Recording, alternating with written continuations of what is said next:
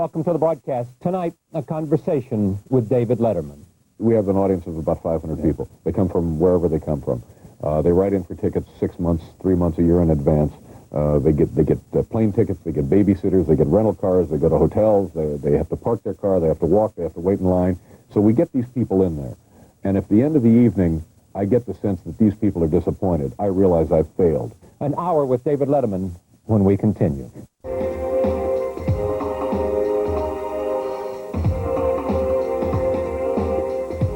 David Letterman is here. He is a broadcaster's broadcaster, and I am very pleased to have him for this hour. Welcome. Thank you very much, Charlie. Pleasure to be here. Tell me about, what you seem to have, to know a little bit about you, is this love, this love of broadcasting. Yeah. Where's that from? I guess when I was a kid, because when I was a kid, broadcasting, television at least, I guess strictly speaking, broadcasting is radio. But television was a kid also, and, it was a big day in our house when the delivery boys, about an 8-man crew, unloaded something, roughly the size of this room, and it turned out to be, I think, an Admiral TV. Black and white. Yeah. And we plugged it in and turned it on, and of course in those days, you turn it on, and then you wait 2 or 3 days, and then the picture comes up. It was just you could at night when you went to bed, you could sense the glow developing, and then you get the TV on Monday. By Thursday, it was ready to watch. And I can remember, and I don't know why I was home from school, because I should have been in school, but I can remember seeing these shows coming out of New York, Arthur Godfrey, and then I think for a long time he was simulcasting his radio show, was his television show. And there was something very fascinating about that, because Arthur Godfrey used to sit there with these giant old headphones and had a giant DX77 or 44 RCM microphone. And it was something just captivating about having a strange man in your house, although, with Mom, we had plenty of strange men in our house. Well, that's not true. No, let's strike that from the record. Yeah, but, there was this guy, and here I was, I don't know, 7 or 8 years old, and for some reason, Arthur Godfrey was talking to me, and for the life of me, I don't know what Arthur Godfrey and I then, or even now, or ever would have had in common, but there was a guy talking to you. And then after that show, I think we went to do a show, it was like the Gary Moore show, and it was just a different version of Arthur Godfrey. Gary Moore was really great. I'm not certain how he was regarded in his day, but my feeling is he was underrated, because I think he had a very, very long, successful career in broadcasting. I think from what people tell me, our old director, Hal Gurney, actually worked with Gary Moore, said he was a decent guy, a nice, decent guy, and he was also very good. But it was just that sense of somebody's talking to me, and there's something fascinating and captivating about it, and that for me was, I don't know, I can't over-romanticize this and say that, boom, that was the moment, but it had an impact on me, and I think everybody else who was new to television and vice versa. How about people like Kovacs? Didn't know much about him, actually. Saw him a little bit here and there, but honestly didn't know much about his. I know he had several shows, and I know he was regarded as being very inventive, and there was a time, I guess when we were doing a morning show at NBC, that people made some comparisons between what we were doing and what he was doing. And I can only say that I was flattered by that, but it was purely accidental. And there was even a story that you and your staff went over to the Museum of Broadcasting. Right. And watched all the old Kovacs shows just to get a feeling for what it was that he was about. No, we went over there because I think they had a free buffet one day. Why not? We actually went over there and looked at some old Steve Allen shows. Because when I was a little bit older, as like 12 or 13, on Friday night, my family would let me stay up. Let me, what the hell did they care? So I would stay up and I would watch this Steve Allen show that I remembered later in my life as being just wild and uncontrollable and unpredictable and silly and goofy. So those are the shows that we actually went over to dig up out of the museum. And we looked at those, and I think also along the way, because our announcer in those days, Bill Wendell, had been the announcer on the Ernie Kovacs show, so we looked at some of those as well. But the ones we were really looking for were the Steve Allen Westinghouse shows. How about Parr? Parr was an influence in my life early on, and I can remember occasionally getting to stay up and watch him. And for me, Jack Parr was like for a kid in Indianapolis, that was like the New Yorker magazine. Everything was very sophisticated, very witty, crackling. Everybody stopped by to say hello. That's right, dropping in. Alexander King was part of his. And the air was electric with a fascinating conversation. And then later, again, through Hal, our director, I was lucky enough to meet Jack Parr. And it was amazing. When I met Jack, I think he was in his 70s, and was invited to his house a couple of times, and it was like Jack was still doing the show.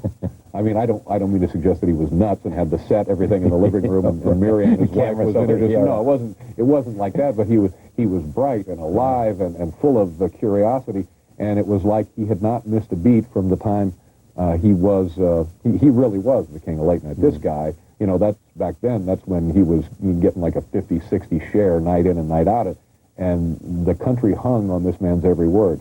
He left it all. Can you imagine walking away from it? Well, it's nice to think that you could. He left it. He left it all. He walked away. He did it for 5 years, which seems that's not even spit in a bucket now. And then he did some primetime things, and then he walked away completely.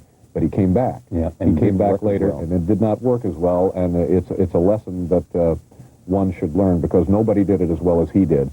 And then to have his return to television, it was ignominy. It shouldn't have. He was badly handled, badly treated, and I think he recognized that it was a mistake.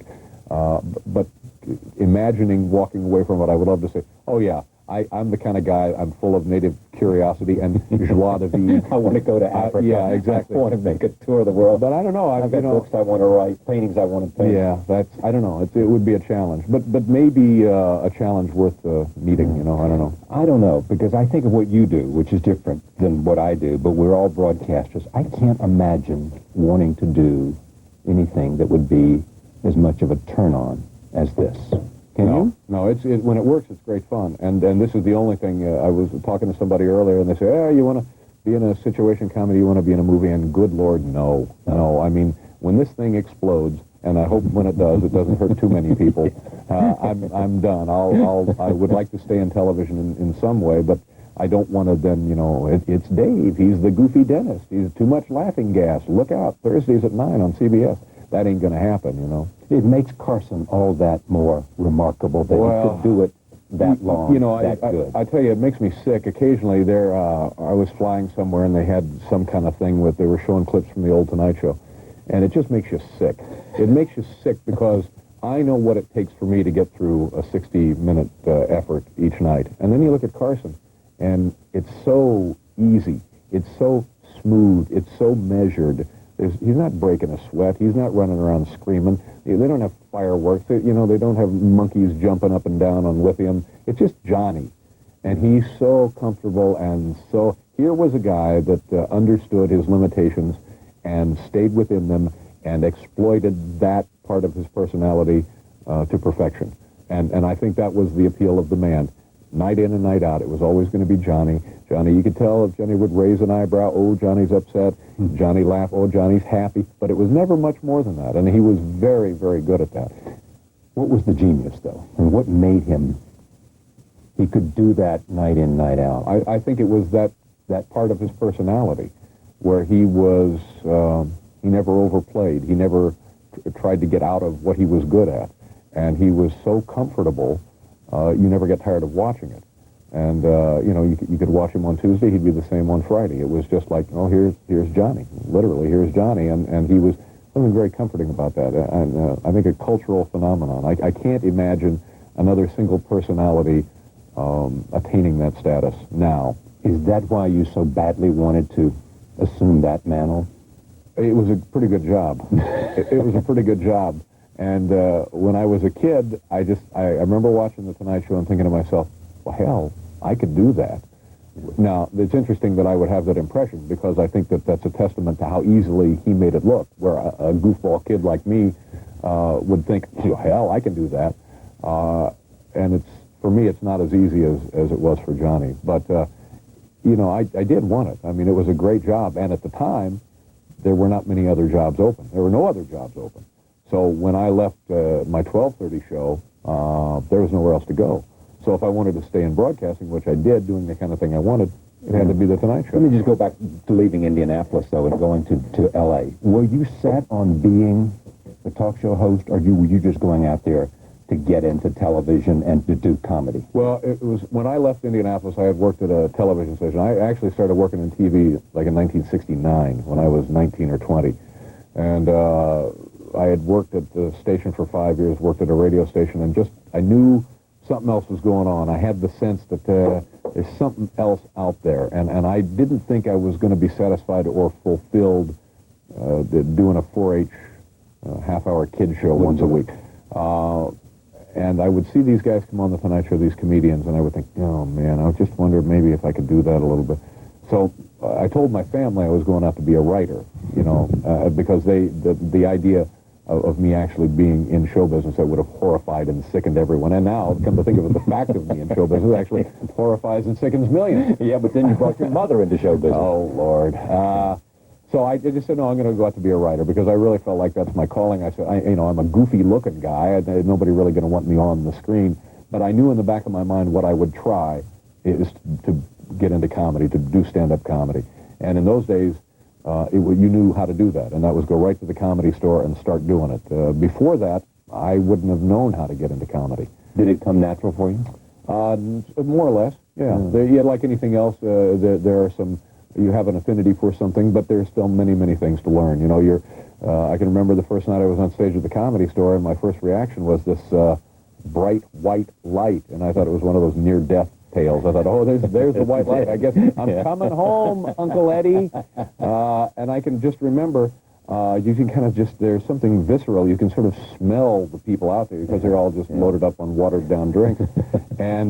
And all of a sudden it was an out-of-body experience, because I just could see myself standing there saying words that I had memorized to the silence, but still smelling the people. And it was an exhilarating experience, but also a complete failure. And then when you got the laughs? Well, that night I got no laughs. But I was happy that I had done it. I was happy that, okay, I've tried it, and now maybe I'll try it again. And like anything else, you just make a little progress here, and you slip back a little and continue to make progress.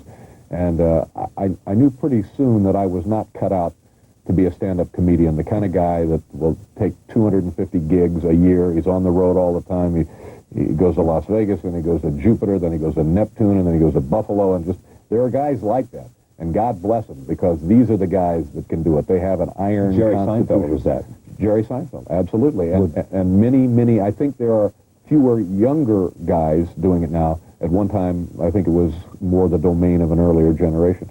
I knew I didn't have that, so I felt like I'm just going to use this to kind of get into television. And then you did Johnny. Did the Johnny Carson show a couple of times, yeah. And he instantly liked you. Well, it went pretty well. It was no real surprise, because I had about 4 or 5 years, and I had 20 minutes of material. 20 minutes of material, and I had it divided up roughly into 4 Tonight Show shots. And you've memorized it, every comma, every semicolon, every pause, everything. So it's rote.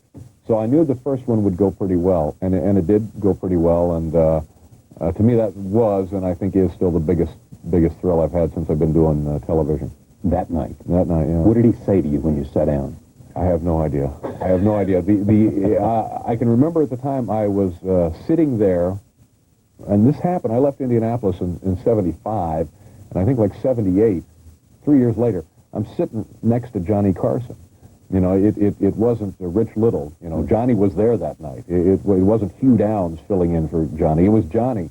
And I can remember, and this is forgive me if it's clumsily articulated, but my reaction to it was like, all your life, you see a $5 bill.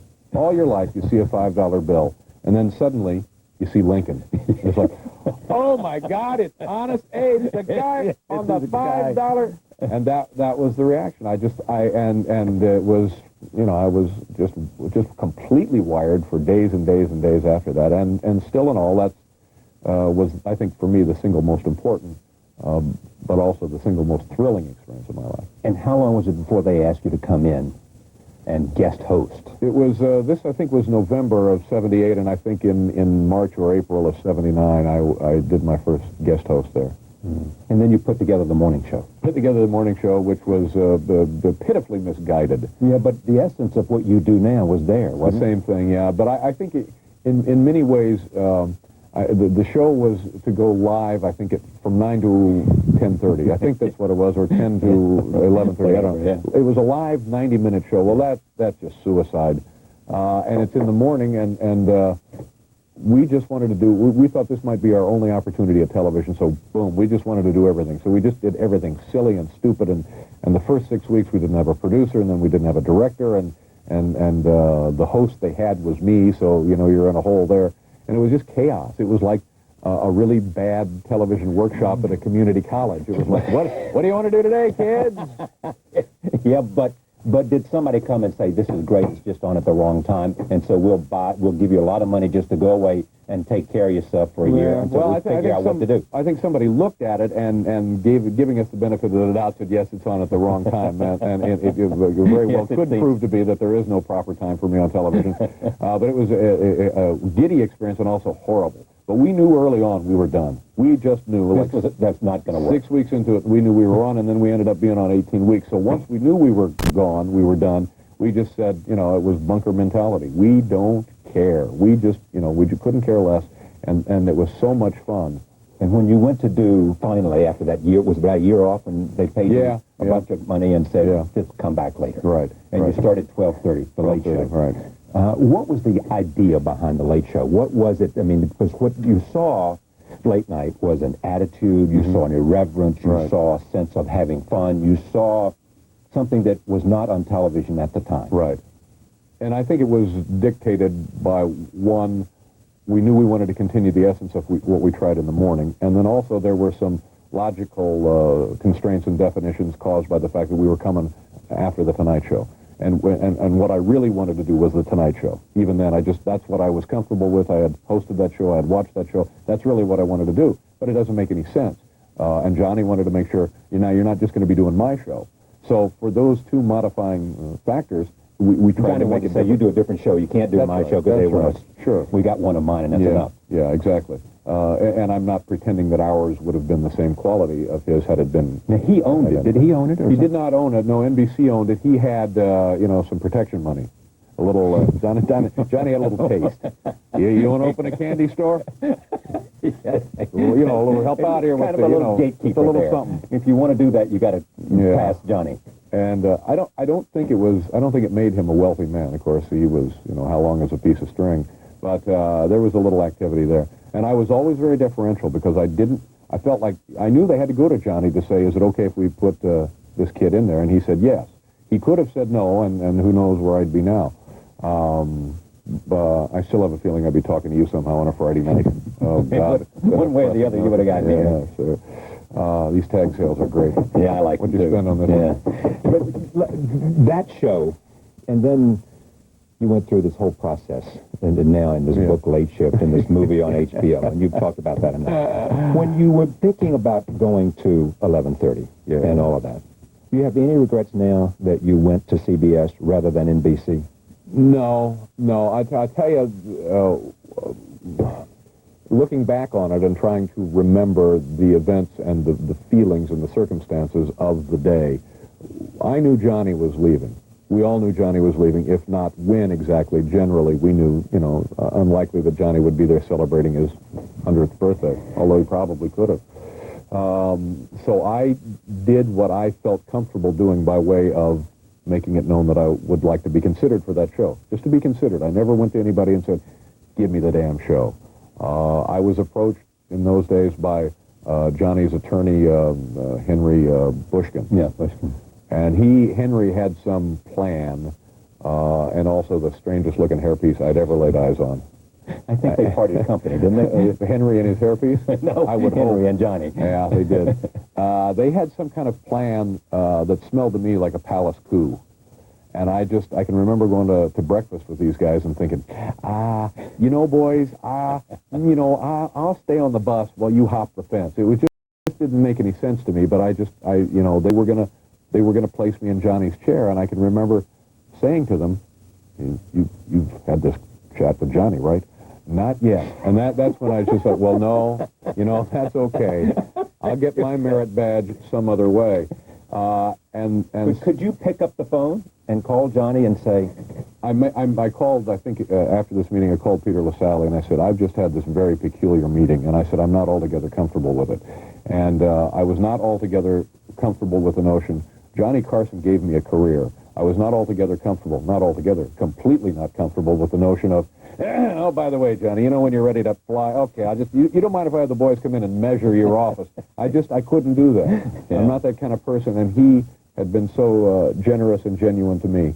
So this was where I found myself in all of the strategy and the posturing and jockeying for that position. If Ovitz had come into your life earlier, say a few years before Johnny decided to hang it up, Right. do you think you would have ended up at NBC? Yes, and I know that for a fact because Michael told me so. Yeah. Whenever we'd have these meetings, he said, "Look, if I had been handling this, you'd be there now. You'd be Mr. NBC. All right, okay, Michael." And I believe he's probably right because in those days I was concerned with two things: doing our show and not upsetting Johnny. I just felt like I'm here, they know I'm here, and I've told them I would like to be considered for the job. Beyond that, I wasn't going to do anything because I just didn't want, I was so uncomfortable with the notion that I would be the one that was trying to leverage Johnny out of that chair. And so in awe of him. Absolutely, absolutely. But Ovitz could have made the deal for you because he would have introduced you to some sense of a way to make the play. Yes, yes, I believe so, absolutely. On the other hand, it never occurred to me that I needed Michael Ovitz in my life because I just thought, as with any other job I've been lucky enough to get in my life, if you're good enough, they'll give you the job. And they can make that choice. There was an implicit sense when you were doing the 12:30 show, I'm doing well, it's attracting a lot of attention. The implicit bargain here is when Johnny steps down, I move down. Right. Yeah. It was also discussed contractually. And Brandon Tartikoff and I had kind of a casual discussion toward that end. So it was in the air. We knew of it. NBC knew of it. I certainly knew of it. But I just always felt like it will come down to, okay, we want you for the job, or no, we don't want you for the job. The notion that you could politic for that job, especially a job of that consequence, was radical to me. When you made the decision to go to CBS, what went through your mind in terms of what you would have to do at 11:30 that would be different than what you were doing at 12:30? Well, at the time, that was a big issue because, and I don't know why, but people view 12:30 and 11:30 as being two completely different, almost polarized spots on the clock, and they're not really. The people that are watching at 12:30 are people that have been up at 11:30 and continue to watch. The people that watch at 11:30, and it's not that different. It's the same deal. But we imposed on ourselves kind of a strict scrutiny, and we decided, okay, it's got to look like more money. I remember talking to Hal Gurney, make the opening, make New York City look like a postcard, make everybody salivate when they see New York City. And as you know, many of the citizens here, that's all they do is salivate. Yes. Make it look like Las Vegas, make people want to get on the first damn bus and come to New York. And I think that was the first kind of thing we discussed. And then the rest of it was minor, like we added some guys to the band. We looked at the wardrobe. We had a bigger theater, and beyond that, it wasn't much different. What makes a good show? For me, my personal criteria, as we were discussing earlier, we have an audience of about 500 people. They come from wherever they come from. They write in for tickets 6 months, 3 months, a year in advance. They get plane tickets. They get babysitters. They get rental cars. They go to hotels. They have to park their car. They have to walk. They have to wait in line. So we get these people in there, and at the end of the evening, I get the sense that these people are disappointed. I realize I've failed. And what makes a good show for me is any single element or any combination of elements by design or accident that pleases these people and makes them satisfied with the difficulty they've had to endure to get there. I feel like, great, that's it. Stop the clock. No more calls. This show will be fine. Because I think that sense of enjoyment, breaks through the glass. But do you think you're the best judge of that? Yes. Do you really? Yes. Because I know people have said to me, they come to you and say, great show. Well, they're And little you turn to suck-up them weasels. I saw, you got a lobby full of them here yourself, Charlie, for heaven's sake. Everybody needs them, don't they? Yeah, of course. But you're convinced you know what's a good show. Yes. I do know because I'm sitting right there. I feel it. And how many times a week do you have a good show on the average? Not as many as we would like. I think this 3 out of 5? 3 out of 5 would be great. Man, I'm telling you, I'd sell my soul for 3 out of 5. And sometimes we get there. Sometimes we get 5 out of 5. Some nights it's, you get a good show 1 out of 5 and you think, ooh, okay. How different is the show you're doing and the show that Carson did for all those years? Well, we're doing circus time. We got people swinging on things. We're setting fire to stuff. We got folks running around naked. And Johnny come out to his monologue, the favorite part of everyone's evening. and then maybe he'd do Aunt Blabby, and that would be it. And maybe he'd do Aunt Blabby once a month, maybe he'd do Karnak, maybe he'd do Stump the Band, and that was it. And then he'd sit down, and Florence Henderson would come out, and, you know, Johnny would, you know, say silly things to Florence Henderson.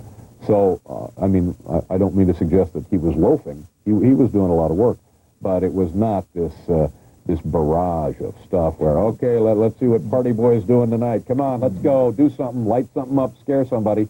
But my point is that do you think you've got to do that because that's where the audience is in 1996, or do you think it is simply a reflection of your sense of humor, of your comedy? I wish I could say it was a reflection of my sense of humor and my comedy.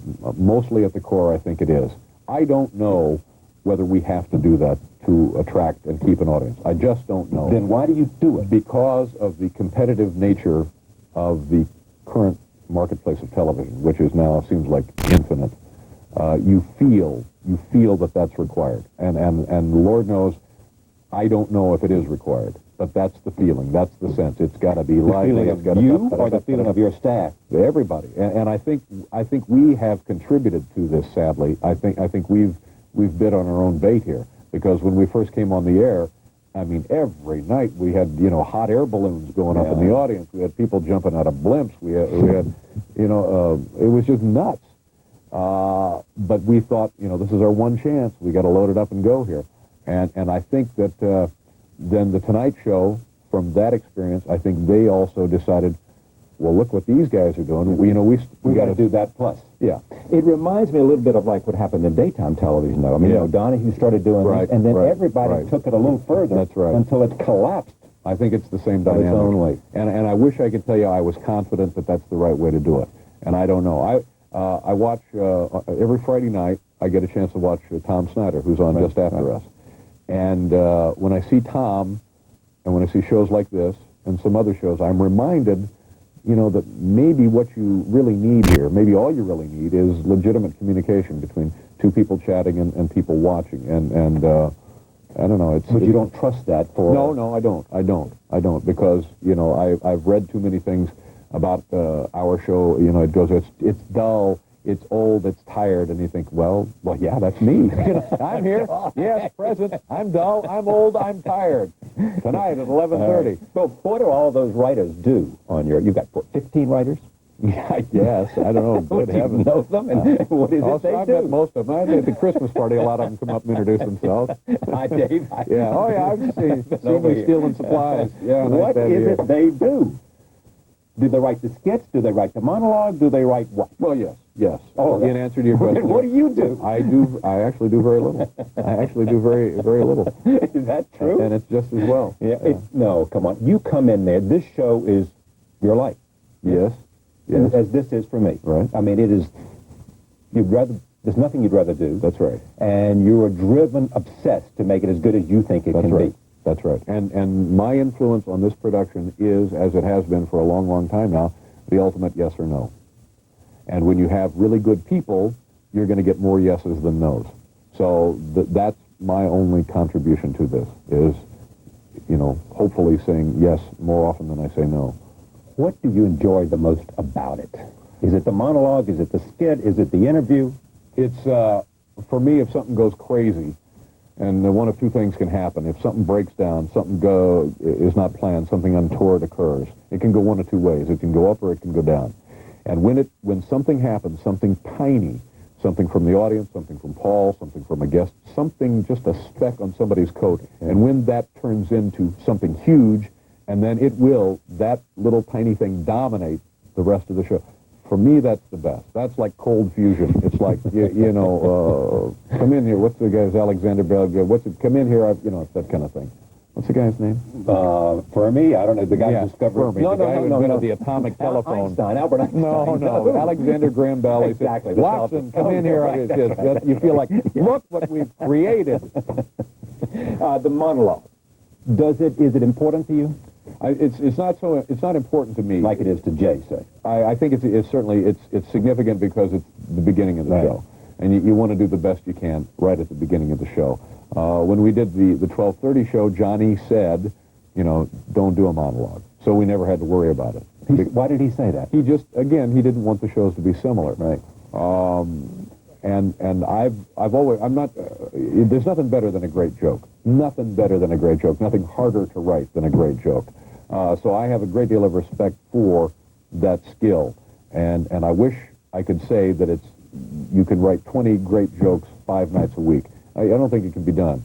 So you end up writing things that you think need to be addressed.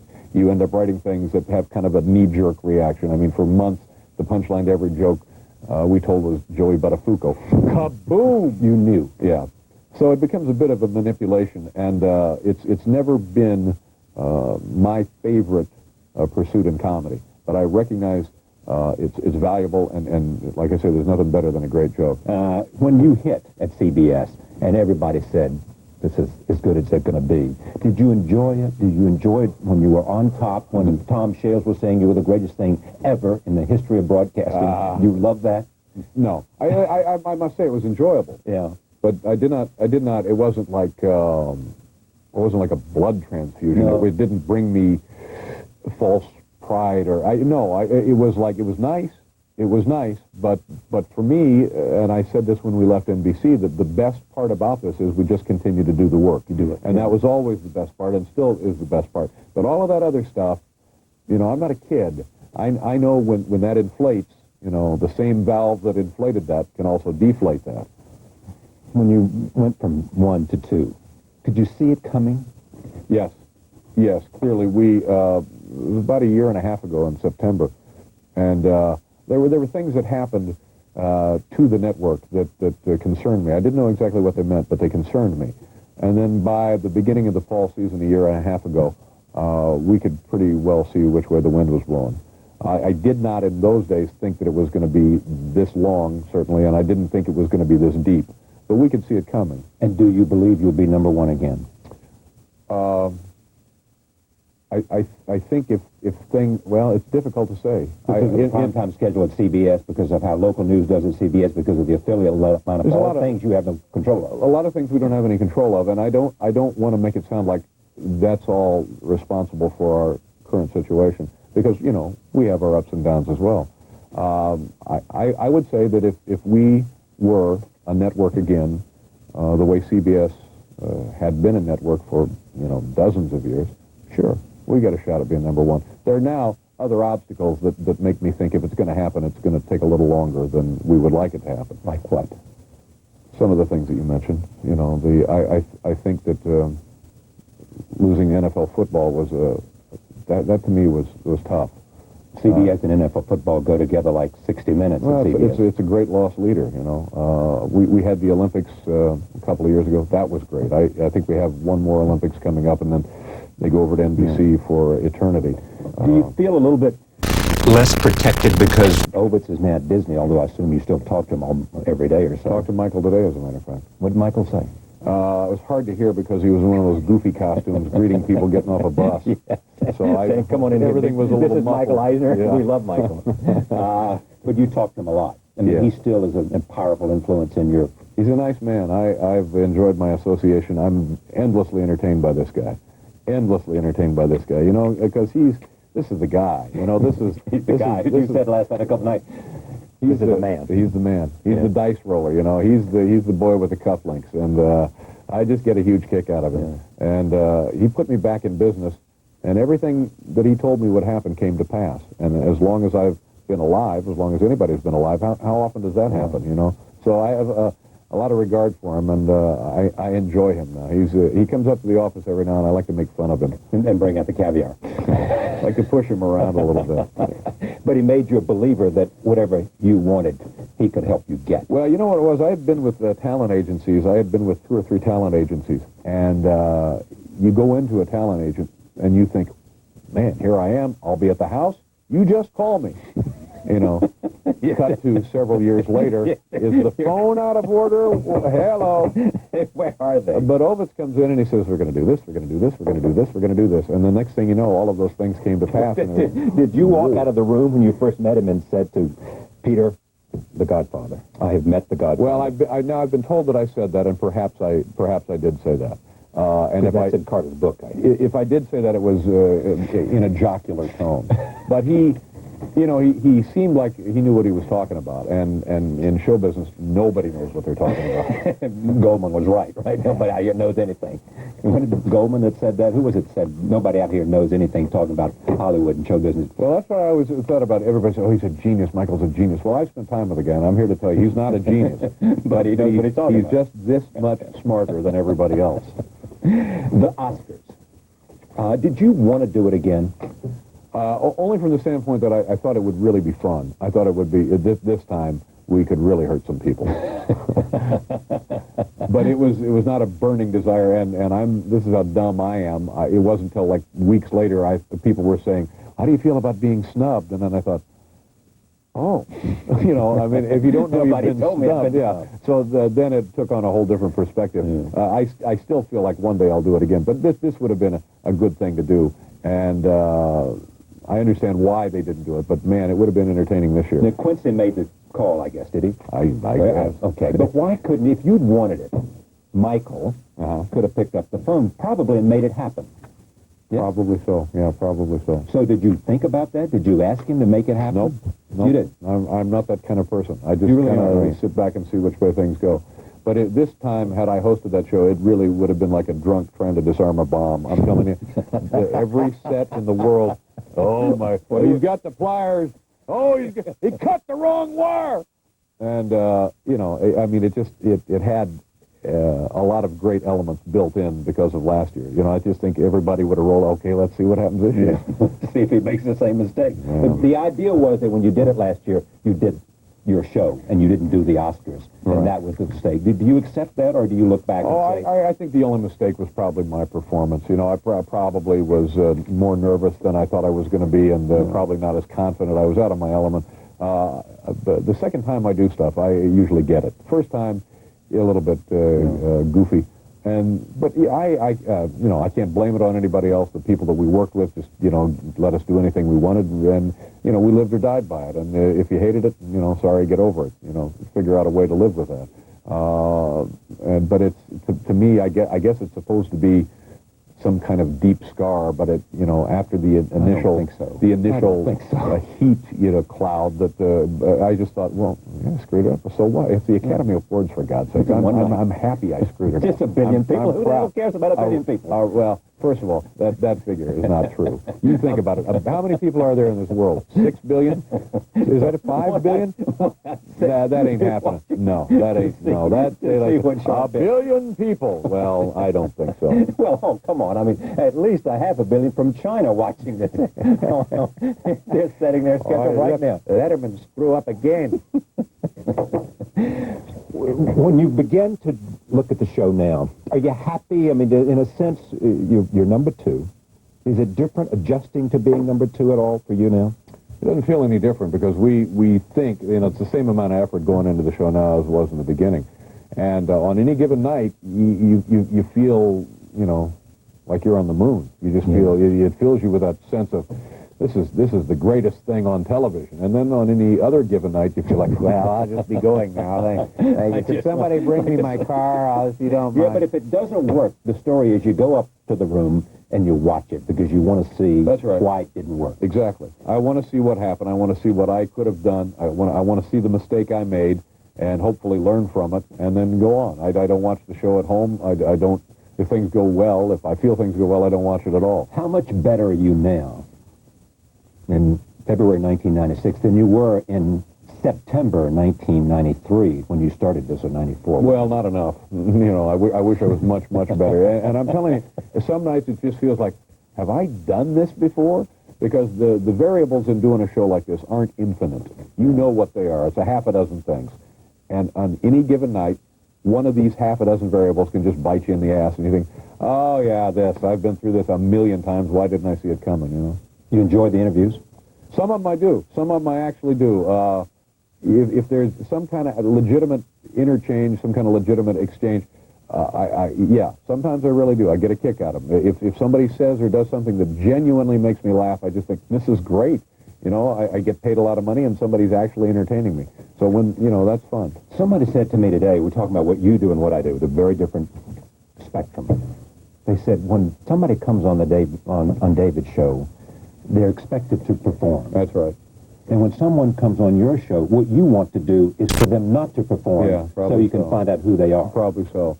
And maybe that actually works against us a bit, because we found that people in show business, hugely successful people, some of them don't get that this is an opportunity for them to demonstrate why people should spend money on their movies, why people should buy their records, why people should watch them on television. Some of these people seem to be oblivious to that. So, some nights I want to get out the sphygmomanometer and see, let's see if there's a pulse. Let's see if there's blood in the veins, because I can't begin to tell you the number of times somebody has just taken the opportunity to come out and have about a 12-minute nap on the air. And I just think, well, no, wait a minute. Are we both in show business here? Well, we do, and sometimes I get a little ragged with them, and then people say, oh, he's mean, he's being mean again.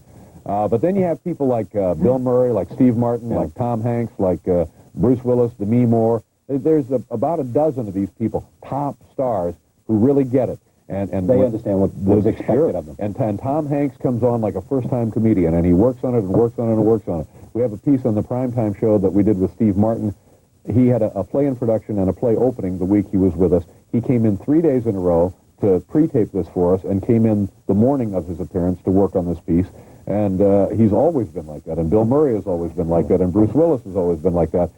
I just wish, everybody, and even when I used to be on The Tonight Show, I would spend, 6-8 weeks making sure, because what you wanted to do was make Johnny laugh. You didn't want to come out there and just sort of, all of a sudden Johnny's talking to Ed. You don't want that happening. What are you going to change now?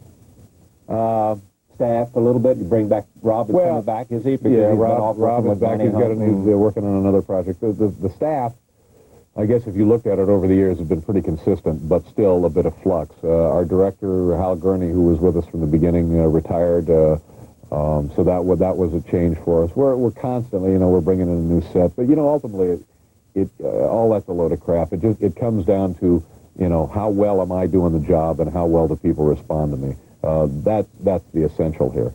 So, it doesn't make any difference, superficial changes are... The only thing a superficial change will do you, it'll get in the newspaper and people say, oh, you hear that? Dave's got a new curtain. He's a new curtain? Do you want to stay up? And that's beyond that. There's not much you can do. Has anything changed since Westinghouse took over? Let's see. We got a guy now who passes out paper towels. We used to be able to just get them by the handful. They got a guy now who will kind of count them out for you. Like he's rationing paper towels. That's the biggest change. Has Michael Jordan called you? No, he's not called me. He's afraid of me. He has not called me. It's one of the great... Are you serious about this, or is this just something to have fun with? No. I mean, No. History will reflect on this as one of the great oversights and snubs of modern broadcasting. You don't care if he calls you or not. I don't. No. Here's what had happened. In the beginning, Westinghouse. For the benefit of anybody who doesn't know, this is the guy who runs Westinghouse, and Westinghouse now owns CBS. Yeah, and he came from a company in Dallas, Frito-Lay Pepsi. So whenever there was trouble, it was always, send him a case of Diet Pepsi. Yeah. That was it. That's what this guy knows. That's the extent of this guy's management skills. Jalapeno dip, send him a... So they buy the company at some kind of, I don't know what they paid for it, not much. And now they... $5 billion. $5 billion. The ABC deal was, what, $21 billion, something like that? 19. Yeah. So, they're bottom feeders. That's what we know about them. This is what it is. Yeah. Attention Kmart shoppers. And how much money does your show generate for them? Huge money. We're the single biggest money-making concern on the network. So now, Mr. Big Shot Michael Jordan decides he's coming to town, and you're going to survey the plantation, see what he's bought, get a look at the hands. And he goes over to 60 Minutes. 60 Minutes, that's where he goes first. Big money maker for them. Yeah, but not as much money as we're throwing off. Right. So he goes over to see them, and as I've said 100 times, and it's like 2 blocks away from where we work, he goes to see the boys at 60 Minutes because he's hoping if he kisses up to these guys, the next time Westinghouse has a toxic dump spill, they'll look the other way. So he kisses up to those boys, he's back on his plane, and the next thing you know, boom. Well, we're sitting there, we cleaned up the place. Maybe he's coming, maybe the boss never came. Oh, he'll call, never call. We'll get a card at Christmas, no card at Christmas. So then I realized, well, this guy, we got to straighten this guy out. We got to straighten this punk out. This guy's looking through the wrong end of the telescope. You take a couple shots at him and he'll respond. Yeah. And has he responded? No, because he's a coward. I challenged the guy. I said, come on. let's go big time. You and me, we'll fight right here. And I can't fight anybody. Invite him on the show. We've invited him on the show. To come on the show. Invited him on the show to come on to it and fight. I thought, well, fight. But as I now find out, the reason he won't be on the show is because we tape at 5:30 to 6:30, and that's happy hour.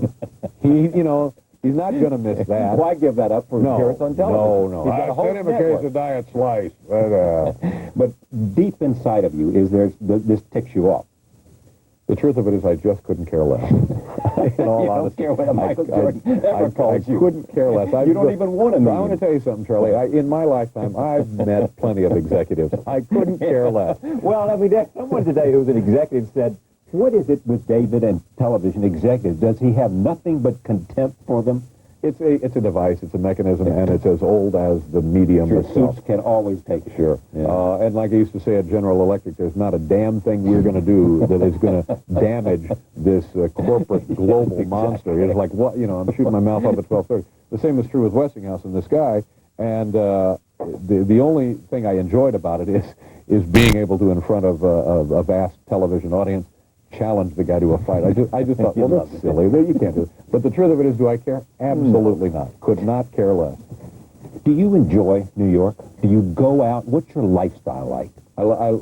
New York to me is the only real city in North America. There's some beautiful, beautiful places. Indianapolis. Indianapolis is a great town. Yeah. It's a great town, and I love it, and I think the world of it. And every time I go back there, I'm just filled with all kind of melancholia and enjoyment and nostalgia. The people there are nice. The food is like 50% cheaper and 20% better in Indianapolis. The springtime in the Midwest is otherworldly. It's unbelievable. Okay, but here is this wonderful city. Do you go to museums? Do you go out to dinner? The idea is out there a little bit that Dave stays home. That he goes to Connecticut to his place, or he goes to wherever. Yeah. I do. I go home. Don't people go home? Well, they do. But, are you enjoying this place? Do you go to museums? Do you go to the garden to watch the Pacers play when they come in? Not currently. Not currently. I've done all of those things. I've been to every museum. No, not every museum. Most of the museums. I've been to plays. I haven't been. The last play I saw was Glengarry Glen Ross. I have problems with plays because of the seating in these theaters. I'm an enormous man, and if I have to sit there jammed into these super coach seats they have in every theater, halfway through the first act, my knees have locked and are numb, and I have to have a guy with a forklift come and get my ass out. And I do love being here, and I recognize all of the cultural advantages and privileges that you have with the city. Yeah. And I take them as I can avail myself. Do you really? Do you go out much at all? The schedule I'm on now is, one thing we would like to do is invoke some humanity into our schedule. It does not exist. It does not exist. Like what? What time do you come into the office? Well, my day begins, I get up at dawn every day, and then I leave the house. Come on, you get up at dawn? Get up at dawn and run to Bridgeport. I go right up I-95, and that's about a 60-mile round trip run. I come back, I have the breakfast, I have the pancakes, I have the eggs, I have the rasher of bacon, I have the toast medley, I have the jams, the jellies. Of course you do. And then I shower off and drive to work. I try to get to work around 10, and then from 10 o'clock on, it's a fist fight. And we get So done. what do you do all day?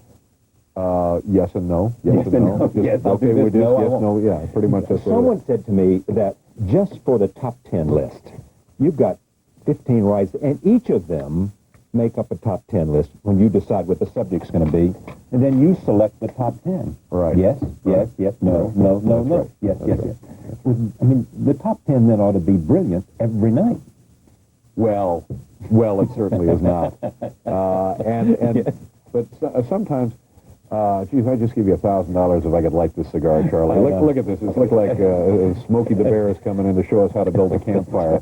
Well, I remember when Sean Penn was here. Yeah, but sometimes, unfortunately, like television, you're always late. You're always late in television. By the time I get to work, I'm an hour late, and that's just the way it goes. And sometimes things that every day is the best compromise we can make. And sometimes the chips fall your way, sometimes they don't. But the plane's taken off at 5:30 one way or the other. Celebrity doesn't mean a damn to you. And in fact, it's a distraction. The first thing that kind of got my attention years and years ago, when I was first on The Tonight Show, I recognized almost immediately that people strangers in all walks of life that I would come in contact with were friendlier to me. Friendly, nice, considerate, and behaved kind of the way you think people behave to people. But it was a dramatic change, and it was literally overnight. And it has been that way ever since. That part of it, I just think is wonderful. Because instead of being part of just a faceless group of people struggling with and against one another, it invokes, again, some humanity. People are nice to me, I'm nice to them. And sadly, I don't think real life is like that. And this is, to me, the great benefit and luxury of being well-known. So I enjoy it. I try not to abuse it. And I do my best to be nice to people who are always nice to me. And I count myself really being lucky for that. Because I can remember, and I think everybody who is not fortunate enough to be well-known understands what this struggle is. You know, people for no good reason sometimes just go out of their way to make your life unpleasant. But that all changed about 20 years ago, and I just think, man, if this was really the world, that would just be keen. We're all with celebrities. Everybody happy, everybody nice to see you, all nice to see you.